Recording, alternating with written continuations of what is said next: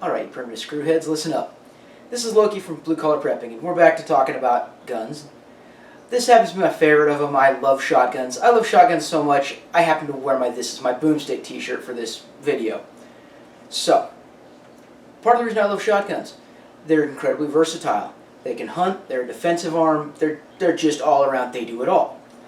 They're also very zen. I get a huge kick out of shooting them. I turn my brain off and I can just go. So, there's a couple of considerations when you're looking at shotguns and picking out a shotgun for you. Part of that is your intended use of that shotgun. That's the biggest first step. Do you intend on hunting with that shotgun? Is it a home defense shotgun? The difference there being a home defense shotgun, it's going to have a shorter set of barrels. I mean, this happens to be 20 inches long. You can get them only very slightly shorter and still remain legal. As opposed to this Browning Auto 5 that has a 28-inch barrel.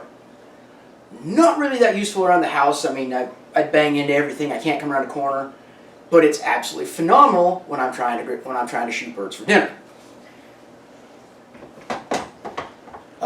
Once you've decided your use case, then you're looking at your bore or gauge and what kind of ammunition you're looking to shoot at after that. So, the two shotguns I just showed you are both 12 bore or 12 gauge. This here, also a very good hunting shotgun, is a 20 gauge. Much smaller barrel diameter. There's a mathematical formula involved in determining bore. It's long and involved. Suffice it to say, the bigger the number, the smaller the barrel. 10 gauge is bigger than 3/4 of an inch. 410 gauge is under half an inch. So, and they go down like that. Your ammo selection will also be determinable what you're doing with it. When you're hunting birds, birdshot. It's like playground sand. It's about an ounce of basically lead playground sand. It throws a cloud out in the air. That's how you hit a bird while it's flying. Buckshot is 8, 9, 12 pellets, roughly 1/3 of an inch in diameter each. Contrary to its name, it's not the greatest thing for buck hunting, but it's a very good defensive round. It's the most common defensive choice and is very effective for that. Slugs are also an option. A slug is quite literally an ounce, roughly, of lead. It's about the size of that much of my thumb. Phenomenal for hunting.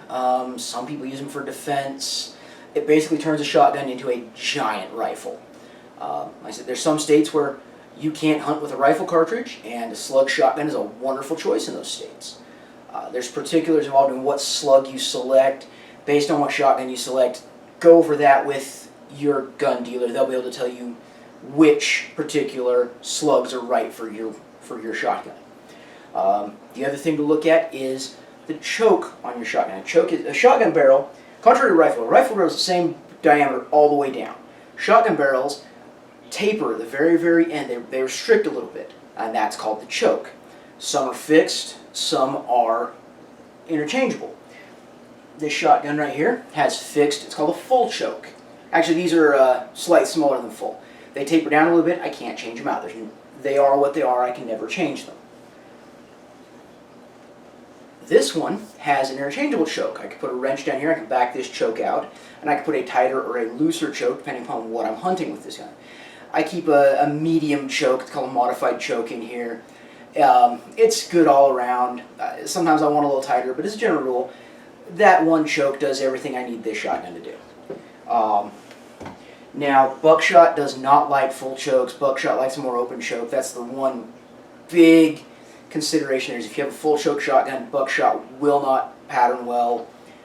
Find either a fixed choke that is more open or an interchangeable choke gun that is a more open choke. Otherwise, you get terrible patterns out of buckshot, and that it won't do what you want it to.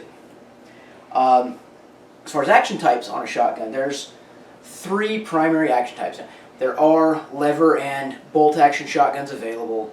They're very niche, they're very uncommon. If you're looking at those, that's probably outside the scope of what we're conveying here. So your first, oldest, and most basic type is a break action shotgun. Today it's pretty much seen on double barrels. There's a couple of single barrels out there, very inexpensive guns that are break action. You manipulate a lever, the barrels drop open. It's your old cowboy shotgun. They also make them in an over-under or stacked barrel configuration where instead of being side by side, the barrels are vertical. Quite popular amongst trap shooters and that they're very nice. Slower to reload because every 2 shots you got to open it up and throw 2 new rounds in it. Not the greatest choice for defense, but it will get it done if you need that to be your defensive gun. They're generally less expensive. Well, they occupy both ends. They're either the less expensive guns or they are incredibly expensive, and I've bought cars for less than some of the people pay for these guns. Now, your most common in America today is the pump action.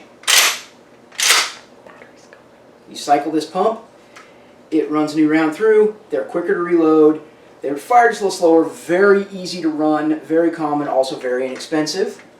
And then you have semi-automatic, which, like this one right here, push that, it is closed, and it'll run 5 rounds before you have to reload it. This particular one reloads a little slower, it's an old style, but the modern ones reload as fast as the pump gun.